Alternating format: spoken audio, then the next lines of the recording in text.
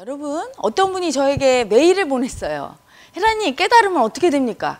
무슨 일이 일어납니까? 제가 답장을 보냈죠. 아무 일도 안 일어납니다. 아무 일도 안 일어나죠. 그분은 무슨 하늘에서 뭐가 떨어지고 금덩이 떨어지고 뭐 어떻게 될 줄 알고. 안 일어나죠. 안 일어나는데 전혀 달라져 있어요. 인식체계가 완전히 변화됐으니까 전혀 다른 눈으로 세상을 보게 되죠. 깨닫기 전에는요, 여러분, 관념의 노예입니다. 관념의 노예란 뭐냐면 여러분의 몸과 마음의 노예라는 얘기예요. 몸이 시키는 대로 해. 술 먹고 싶으면 머리를 뭐라고 합니까? 아유, 마시면 안 되는데 건강이 안 좋아. 그런데 마시잖아요. 담배 끊어야 되는데 머리로 생각하지만 몸에 나쁜 담배를 막 그냥 피우잖아. 몸이 시키는 대로. 마약에 중독된 사람들 어때요, 여러분? 끊어야 된다는 거 알아요. 나쁘다는 거 알아. 계속하면 죽는다는 거 알아. 하지만 이 몸의 노예니까 몸이 막 그걸 안 먹으면 덜덜 떨리고 미칠 것 같아요. 몸과 마음의 노예로 따라간단 말이에요. 남을 미워하는 거 나쁜 거라는 거 알아요. 그렇죠? 그런데 막 미워하는 마음이 올라오면 주체할 수가 없어. 너무 미워서 거기에 딸려가요. 계속 미워하게 되고 그 미워하는 마음 알아차리지도 못하고 딸려가는 경우가 대부분이죠. 그렇게 몸과 마음의 노예로 내가 노예 상태로 살아요. 노예는 부자유합니다. 그리고 노예는 고통받아요. 여러분이 누굴 미워하거나 질투하거나 화를 낼 때 스스로 고통받지 않고 그렇게 할 수 없어요. 남을 미워하기 전에 내가 먼저 그 미움에 의해서 시달림을 당하면서 남을 미워할 수 있잖아요. 질투할 때, 배신감 느낄 때, 서러워할 때 다 마찬가지죠. 스스로도 고통받고 남도 고통 주는 게 그게 관념인데 그 관념의 노예 상태니까 도저히 이길 수가 없는 거예요. 도저히. 그래서 질질질질 딸려가는 상태. 그게 깨닫기 전의 상태예요. 깨달으면 어떻게 되느냐? 관념의 노예에서 관념의 주인이 됩니다. 주인이란 뭐예요? 부리는 자. 부리는 자. 어떤 분은 깨달으면 관념이 다 사라지는 줄 알아. 그러면 뭐 아무것도 못 느끼고 즐거움도 못 느끼고 괴로움도 못 느끼고 목석처럼 됩니까? 돌멩이처럼 된다는 얘기예요? 그렇지 않아요. 관념의 노예에서 주인 상태가 되죠. 이 우주는 관념으로 이루어져 있어요, 여러분. 모든 것이 느낌이죠. 심리학자들이 얘기했어요. 이 세상 모든 것은 느낌일 뿐이다. 맞아요. 느낌이죠. 그게 관념이에요. 우리의 관념으로 이루어져 있기 때문에 관념의 세상에서 관념이 없어지면 무슨 재미로 살아요? 이 몸을 갖고 나타난 자체가 몸이 관념인데 관념을 즐기려고 나왔는데 관념이 나의 장난감이 돼요. 그래서 그걸 갖다 부리고 즐기게 됩니다. 관념의 주인이 돼서. 내가 다양한 관념의 장난감들을 갖다가 이 삶을 너무나 아름답고 충실하게 즐기게 되죠.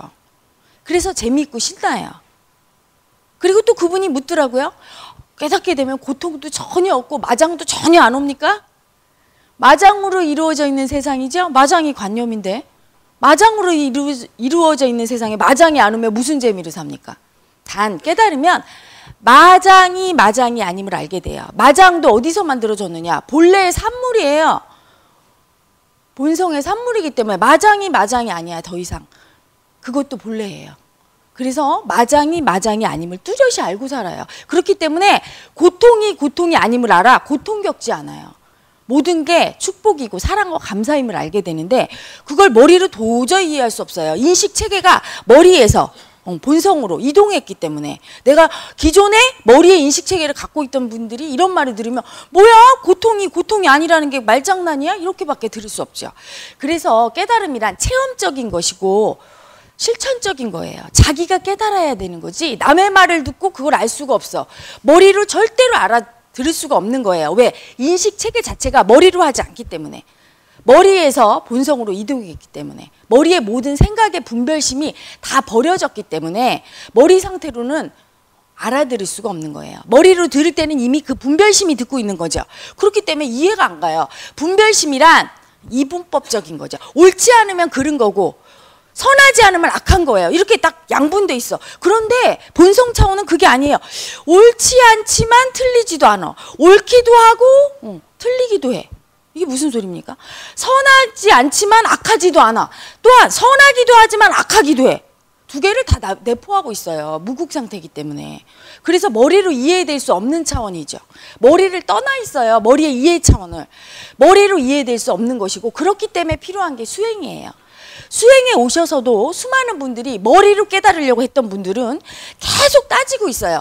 방법을 시키면 이게 맞는 거야? 틀리는 거야? 해야 될까? 말아야 될까? 그리고 또한 자기 주장, 자기 고집. 그게 관념인데, 자기 관념인데, 그걸 버리는 게 수행인데 그거로 계속 잣대질을 하고 있어요. 그 잣대질하는 놈을 못 알아차리죠. 그게 버려지는 거예요. 자기의 생각, 의견, 주장, 자기 잣대. 그게 버려질 때 인식 체계에 커다란 변화가 옵니다. 모든 것을 다 수용하는 상태가 돼요. 그래서 더 이상 관념이 아님을 알고 고통과 마장을 초월한 상태가 돼요. 그래서 즐기고 부리고 쓰는 상태가 됩니다.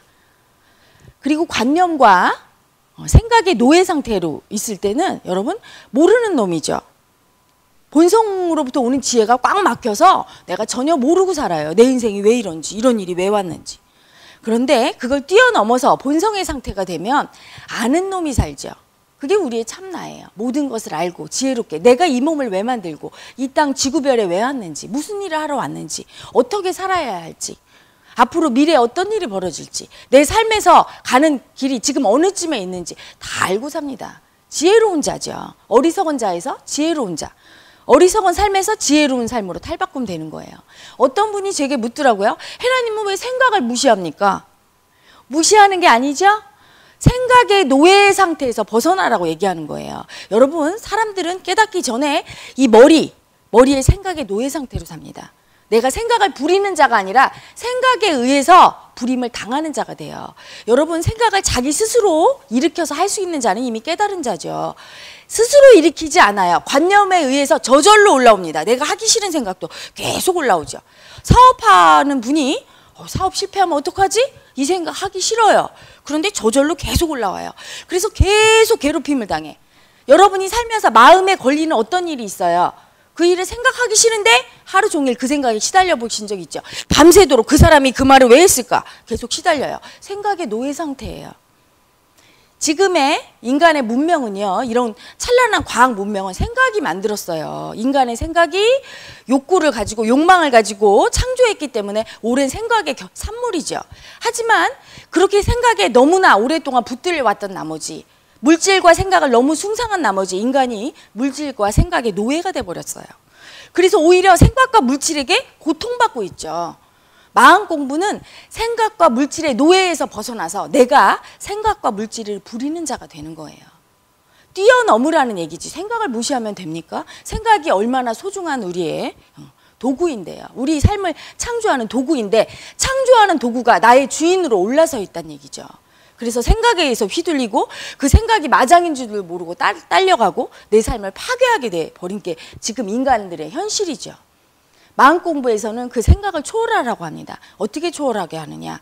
생각을 하는 놈이 누구냐 그걸 보게 하죠. 그 놈이 관념이에요. 그 놈을 보고 처리하는 방법을 또 가리키는 게 수행입니다. 오랫동안 수행해서 자기 마음을 보고 자기 생각을 보고 자기 분별심을 보고 자기 고집을 보고 그것을 일으키는 놈들, 그게 관념이에요. 그 놈들을 처리할 수 있게 만드는 게 바로 수행이고요.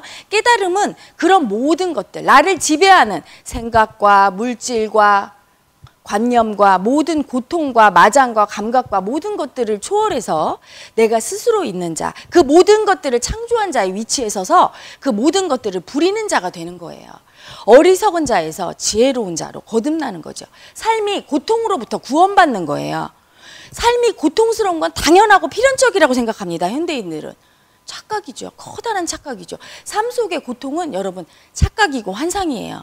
애초부터 존재하지 않는 것을 인간이 관념으로 만들어낸 것입니다. 그걸 깨닫게 되고 자각하게 되고 고통으로부터 자기 삶을 구원해서 영원히 행복 속에 거하게 되는 거, 축복 속에 거하게 되는 거, 스스로 자기 삶을 창조하게 되는 거, 그게 깨달음입니다. 그 깨달음은요, 더군다나 이렇게 머리로 전해질 수 없어요. 헤라님이 동영상을 통해 이렇게 얘기는 하지만 수행을 해야 한다는 필요성, 그거를 인식시키기 위해서 강의를 하는 거지 제 강의만을 듣고 깨달을 수 없습니다. 제가 전하는 이 법은 저의 깨달음일 뿐이죠. 듣는 분들은 헤라님이 저분이 저렇게 얘기하는 걸 보니까 이 법을 공부하면 깨닫는구나. 그걸 인식시키기 위해서 동영상 촬영을 하고 강의하는 거예요. 강의만 듣고 깨달을 수 없습니다. 깨달음은 실천적인 것이에요. 자기 몸과 마음에 있는 모든 관념, 에너지를 소거해야 되는 것이고, 소거하는 과정 중에, 길고 긴 여정 중에 많은 도반님들의 도움과 스승들이 필요하죠. 내가 나를 못 알아차릴 때, 내 관념을 못 알아차릴 때 옆에 있는 수많은 스승들이 필요합니다. 그래서 오셔서 닦아서 자기 삶의 주인으로서 삶의 주인을 회복하는 그런 장이 되기를 바라는 마음에서 4박 5일 깨달음의 코스가 있는 겁니다. 많은 수행을 참가하지 않은 많은 분들 4박 5일 수행에 참가하셔서 머리가 아닌 온 몸과 마음으로 관념을 닦아내는 법, 수행법을 배우시고 진정 자기 삶의 주인이 되고 고통으로부터 삶을 벗어나게 하는 그 대도로 다 같이 나오시기를 간절히 바랍니다.